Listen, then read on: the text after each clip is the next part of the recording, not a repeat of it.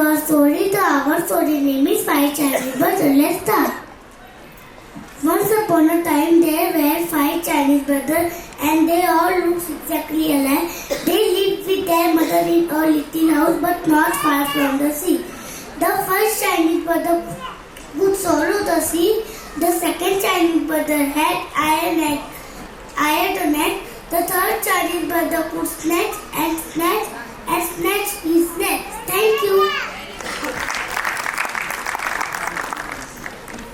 The fourth Chinese brother could not be born, and the fifth Chinese brother could hold his breath infinitely.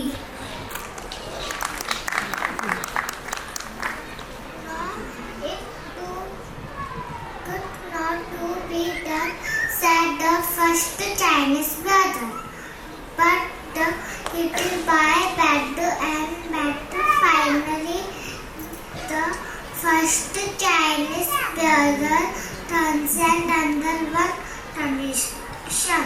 Said he, and is you shall obey me properly. Yes, said the little boy promised. Thank you.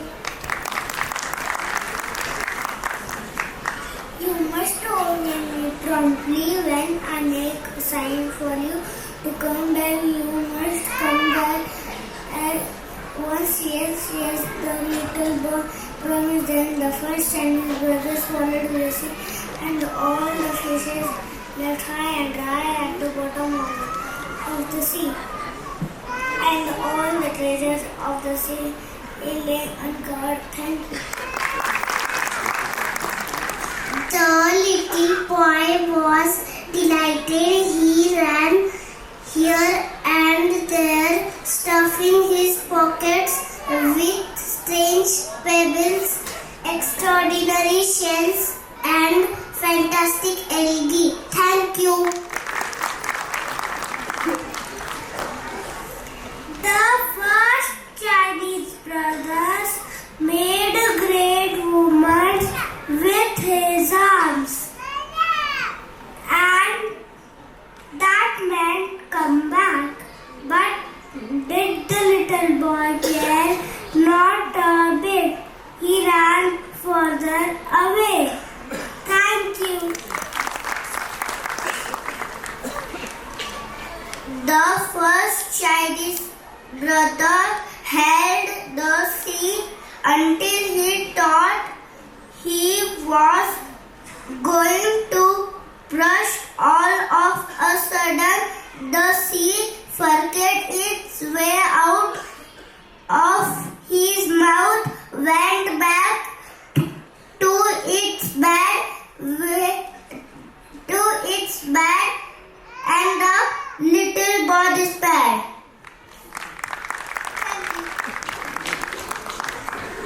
When the first Chinese brother returned to the village alone, he was arrested, put in prison, tried, and condemned to have his head cut off. On the morning of the execution, he said to judge, "Your Honor, will you allow me to go and bid my mother goodbye?" Thank you. All the people were assembled on the place square to witness the execution. The executioner took his sword and struck a mighty blow. Thank you. But the second Chinese brother got up a smile. He was stuck. One with the iron neck, and they simply could not cut his head off. Everybody was angry, and they decided that he should be drowned. Thank you. On the morning of the execution, the second Chinese brother said to the judge, "Your Honor, will you allow me to go and bid my mother goodbye?" "It is only fair," said the judge. "Thank you." But he began to sledge and sledge. His legs was down to the bottom of the sea, and all the time his smiling face was bobbing up and down on the cliffs of the waves. He simply could not be long. Thank you. Everybody was very angry, and they all decided that he should burn. On the morning of the execution, the third Chinese brother said to judge, "Your Honor, can you allow me to go and bid my mother goodbye?" "It is only fair," said the judge. So the third Chinese brother went home, and the fourth Chinese brother came back in his place. Thank you. He was tied up to a stick. Fire was set to it, and all the people stood around watching it. In the midst of the flames, they heard him say, "This is quite pleasant. Bring some more wood." The people cried, "The fire your higher." Thank you. Now it's quite constable Thunderfoot, Chinese brother. He could not be burned. Everybody was getting more and more angry. Everyone they all decided to surrender him. Thank you.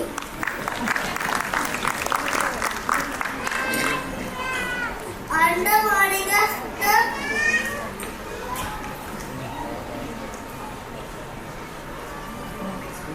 education, the fourth Chinese brother said to the Honor, will allow me to go and meet my mother goodbye. Thank you.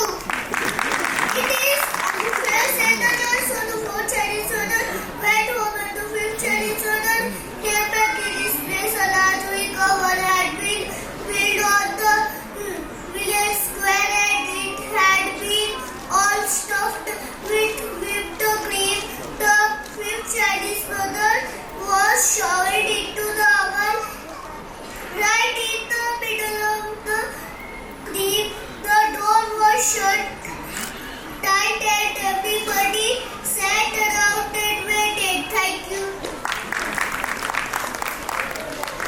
They were not going to be tricked again, so they stayed there all night and even a little after dawn, just to make sure. Thank you. Then they opened the door and pulled him out and served soup himself.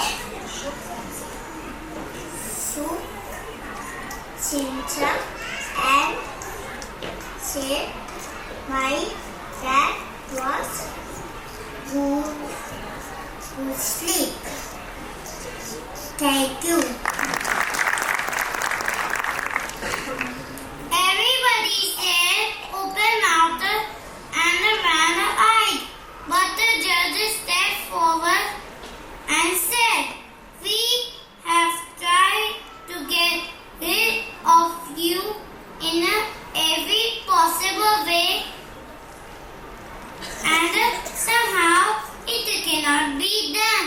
It must be that you are innocent." "Yes, yes," shouted all the people. So they let him go, and he went home.